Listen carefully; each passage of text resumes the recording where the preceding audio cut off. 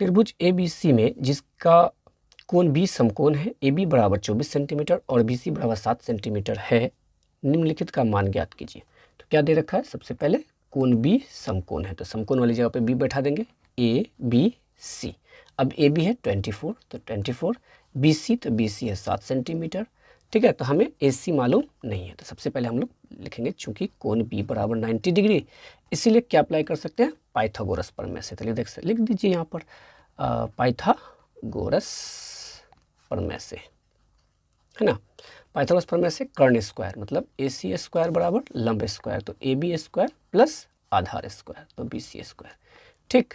तो AC तो हमें मालूम नहीं है, AC स्क्वायर, AB में पता है 24 स्क्वायर, BC मालूम है 7 स्क्वायर, AC स्क्वायर बराबर 576 और 7 का स्क्वायर हो जाएगा 49। जब AC का स्क्वायर खत्म होगा तो इधर लगेगा रूट 625 का वर्गमूल हो जाएगा 25 सेंटीमीटर। तो हमें AC भी मालूम हो गया 25 सेंटीमीटर। अब देख लीजिए सवाल में क्या कह रहा है, क्वेश्चन नंबर 1 में। तो साइन A का मान बताइए। तो साइन A हो या साइन C हो, फॉर्मूला तो वही होगा, अनुपात P/H ही होगा। बस आपको ध्यान देना न्यून कोण क्या है, A, तो A के दृष्टिकोण से। तो ठीक है, A के सामने वाली भुजा P कहलाएगी, तो P है 7 और H है 90 के सामने वाली भुजा 25, हो गया ये। फिर कॉस A, तो कॉस का अनुपात होता है B/H, तो लेकिन यहाँ पर न्यून कोण क्या है, A, तो A के व्यू से सामने वाली भुजा P, ये हो गया B, तो B है 24 और H 90 के सामने वाली भुजा, ठीक। चलिए अब आ जाइए दूसरा नंबर क्वेश्चन में। साइन C, तो क्या हो जाएगा, अनुपात तो P/H ही होगा, बट C के व्यू से लेना, तो सामने वाली भुजा 24, H 90 के सामने वाली भुजा 25। कॉस C, तो कॉस बराबर क्या होता है B/H, बट C के दृष्टिकोण से सामने वाली भुजा P और B हो गया 7/H, 90 के सामने वाली भुजा, ठीक है। तीसरा देखिए tan A, तो tan A बराबर P/B, बट यहाँ पर न्यून कोण A है, तो A के दृष्टिकोण से P/B, तो P हो गया 7 और P/B, तो B हो गया 24। फिर tan C, तो C के दृष्टिकोण से सामने वाली भुजा P, तो पहले भी लिख दीजिए फॉर्मूला इसका जो अनुपात होता है P/B, तो यहाँ पर न्यून कोण C है, तो C के सामने वाली भुजा P, तो P हो गया 24 और 90 के सामने वाला ये तो H है, तो इसका मतलब रिमेनिंग साइड B है 7, ठीक है।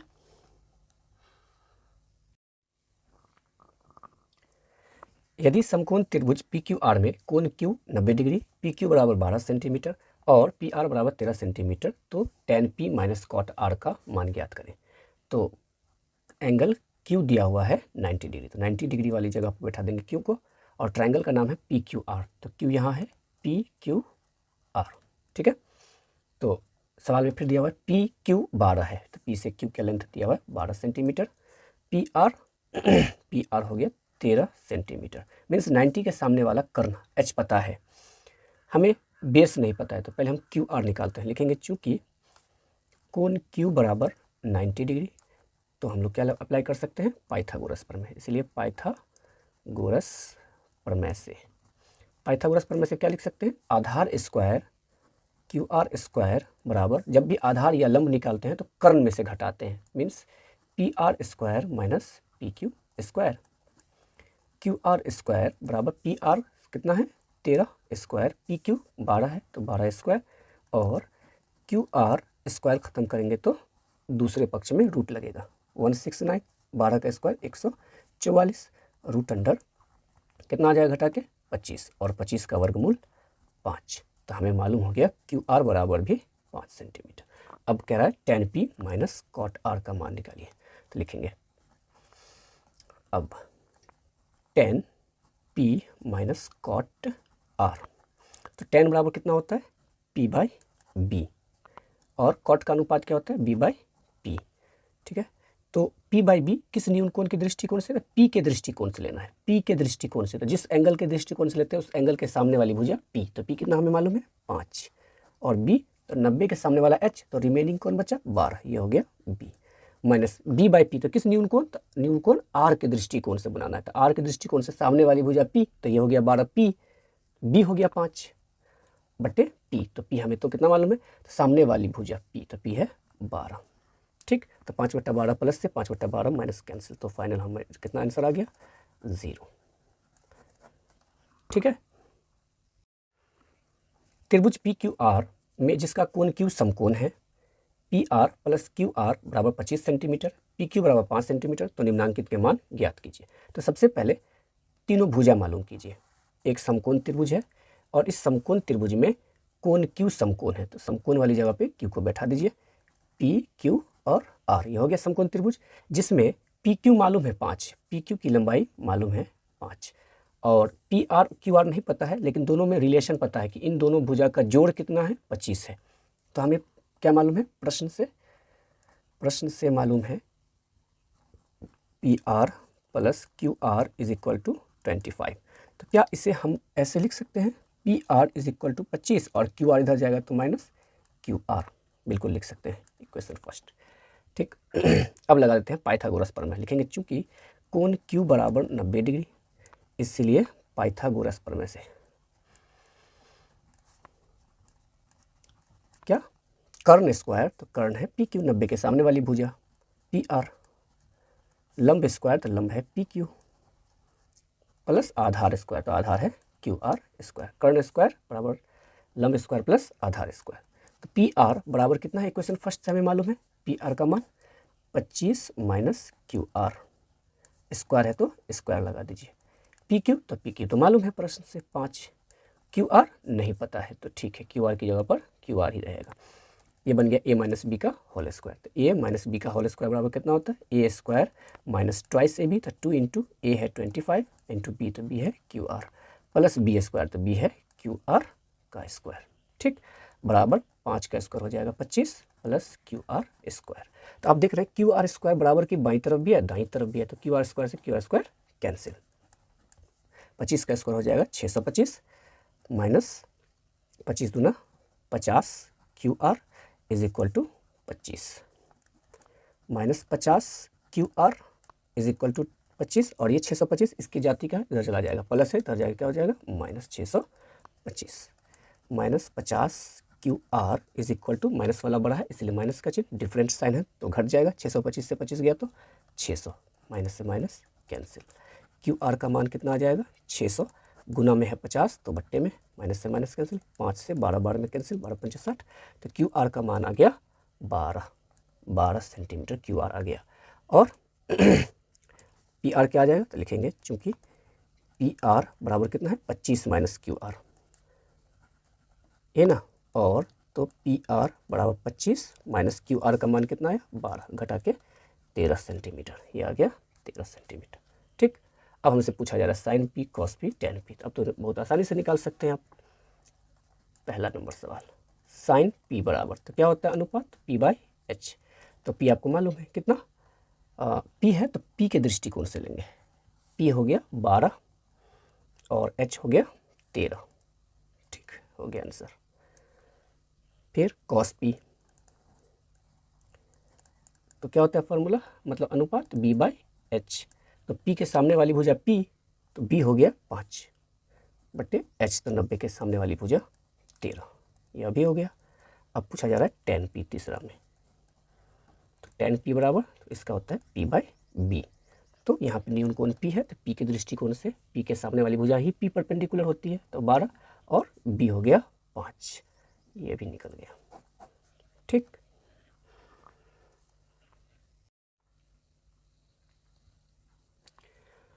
यदि त्रिभुज ए बी सी में एंगल ए और एंगल बी न्यून कोण हो और कॉस ए बराबर कॉस बी, तो सिद्ध कीजिए एंगल ए बराबर एंगल बी। तो यहाँ पर एंगल ए और एंगल बी न्यून कोण दिया है, मतलब 90 से कम, तो एंगल ए और एंगल बी ये ले लेते हैं हम लोग न्यून कोण, और बचा कोण सी, तो सी को शीर्ष कोण ले लीजिए।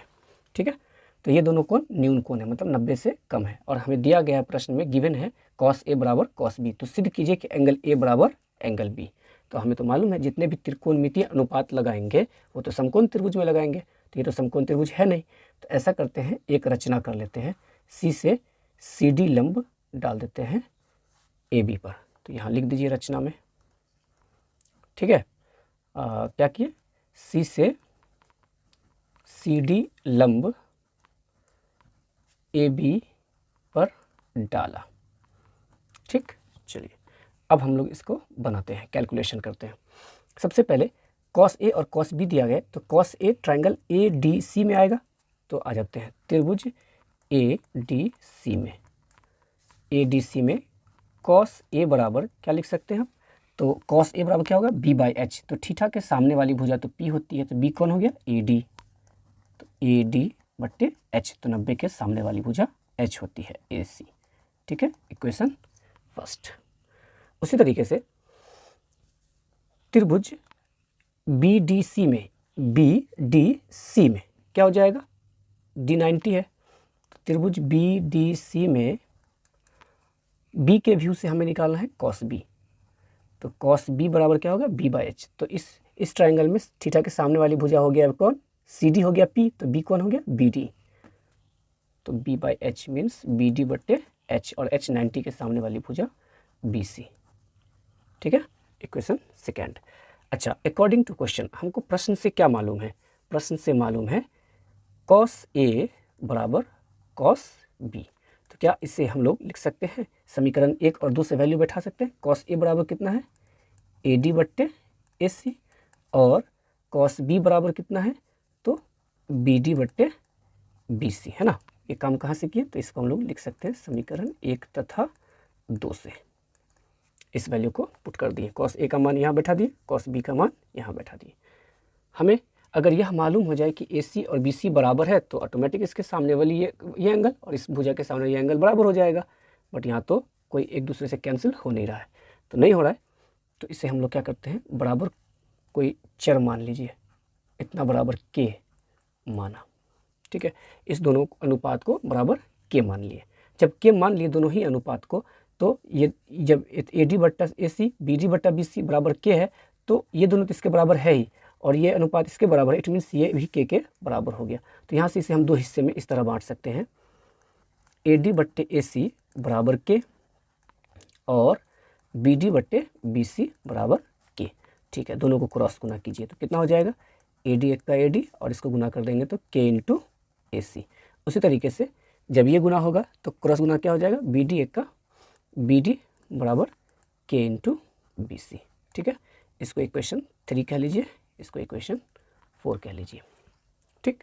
अच्छा, अब क्या करेंगे, अब पाइथागोरस प्रमेय अप्लाई करते हैं इस ट्रायंगल में, ट्रायंगल ए डी सी में, क्योंकि ये सी डी कॉमन है, इस ट्रायंगल में भी आ रहा है और इस ट्रायंगल में भी आ रहा है, ठीक है। तो सी डी निकालते हैं ट्रायंगल ए डी सी में। अब ट्रायंगल ए डी सी में, ए डी सी में हम कह सकते हैं सी डी स्क्वायर बराबर, क्योंकि सी डी लंब है, सी डी क्या है, लंब है। जब ये लंब होगा तो ए सी कर्ण है, तो कर्ण जब भी लंब स्क्वायर बराबर लिखेंगे तो क्या होगा, कर्ण स्क्वायर माइनस आधार स्क्वायर। तो कर्ण है ए सी स्क्वायर और माइनस आधार क्या है, ए डी स्क्वायर। अच्छा, इसी सी डी का वैल्यू इधर से क्या हो जाएगा, तो सी डी स्क्वायर बराबर B C square minus B D square. तो क्या इस सी डी की जगह पर, इस सी डी की जगह पर सी डी का वैल्यू क्या लिख सकते हैं, सी डी बराबर, ध्यान देखिए, सी डी स्क्वायर बराबर कितना होगा, B C square minus B D square, होगा कि नहीं, बिल्कुल होगा। सी डी स्क्वायर बराबर B C square minus B D square होगा। तो हम लोग इस सी डी का वैल्यू यहाँ ये लिख सकते हैं B C square minus B D square, है ना। सी डी की स्क्वायर बराबर B C square minus B D square, और इधर का रहने दीजिए A C square minus A D square, ठीक है।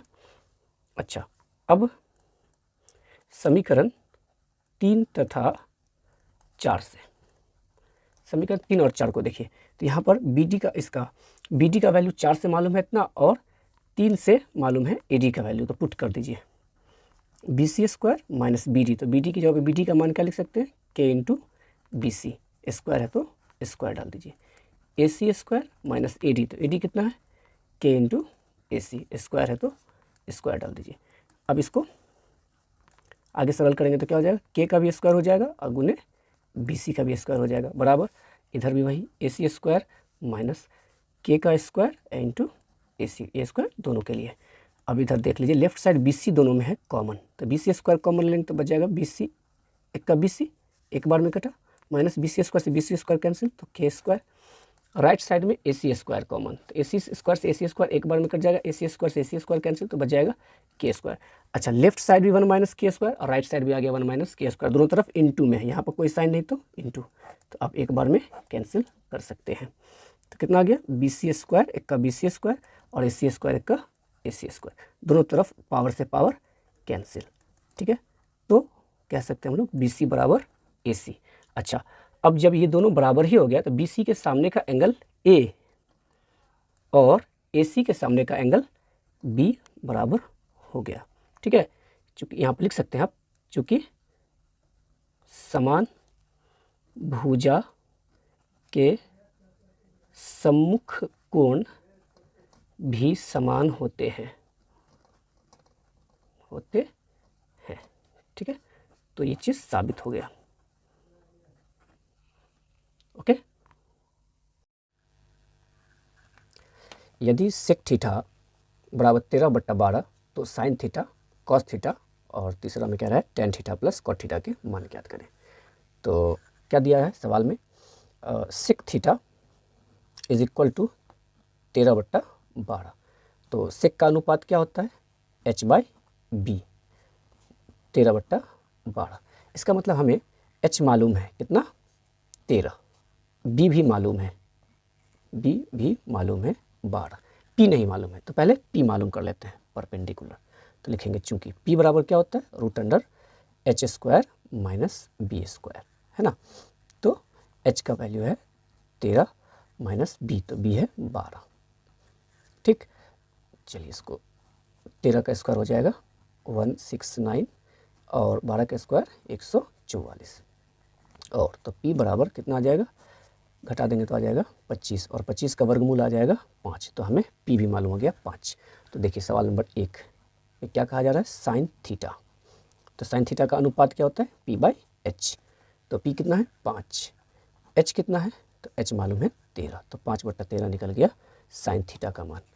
दूसरा नंबर सवाल में देखिए कॉस थीटा, कॉस थीटा बराबर क्या होगा b/h, तो b कितना है तो b मालूम है 12 और h मालूम है 13, है ना, यहाँ 13 यहाँ या यहाँ कहिए। अब देख लीजिए तीसरा में क्या है टेन थीटा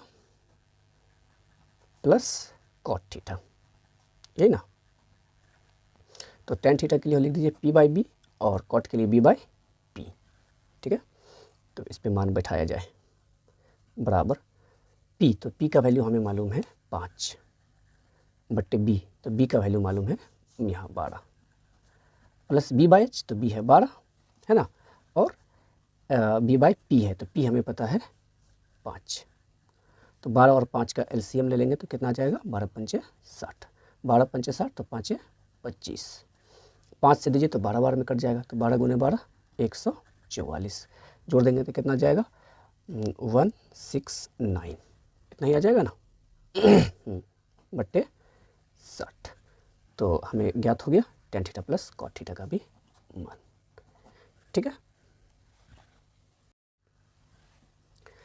समकोण त्रिभुज ABC में कोण B समकोण मतलब 90 डिग्री, यदि tan A बराबर 1/√3 तो sin A into cos C plus cos A into sine C का मान ज्ञात करें।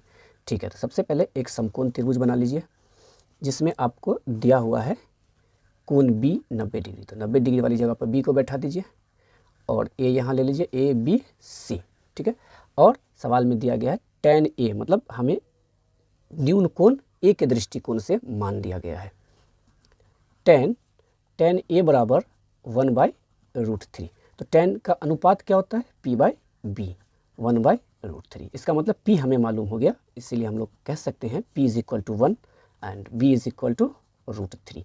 तो h तो नहीं मालूम है, पहले h मालूम कर लेते हैं, तो लिखेंगे चूंकि h बराबर क्या होता है फॉर्मूला √p² प्लस b², तो p कितना है तो p है 1, b बेस कितना है √3, स्क्वायर है तो स्क्वायर लगा दीजिए, 1 का स्क्वायर 1, स्क्वायर से रूट कैंसिल तो 3, ठीक है, √4, तो h का वैल्यू आ गया 4 का वर्गमूल हो जाएगा 2। ठीक है, तो अब देख लीजिए इस न्यून कोण ए के व्यू से क्या क्या मालूम है। तो इस न्यून कोण ए के सामने वाली भुजा P कहलाएगी।